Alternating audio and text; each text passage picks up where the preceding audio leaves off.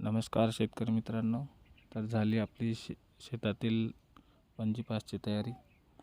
संपूर्ण शेत पंजीपास मारून झालेले आहे आणि आपण आता तुम्हाला एक विशेष गोष्ट अशी दाखवणार आहे जे आपण दरवर्षी आपल्या शेतात वापर करतो आपण या गोष्टीचा, की शेतातील कुठल्याही प्रकारचं पाचट, सोयाबीनचं असो, तुरीचं असो किंवा नंतर मग आपण मक्याची कुट्टी घेऊन ते आपल्या शेतात पसरवत असतो. त्याला सोप्या भाषेत मल्चिंग असं म्हटलं जाते.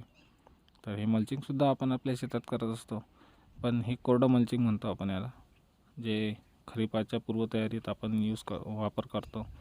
जसं की बघताय आपण आपल्या शेतातील मजूर शेतातीलच कुटार पूर्ण जमिनीवर पसरवत आहेत आणि त्याच्यानंतर आपण आता त्याच्यावर पंजीपास मारलेले आहे.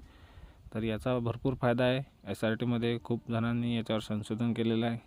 आपणही या गोष्टीचा वापर करा आणि याचा अनुभव घ्या. धन्यवाद.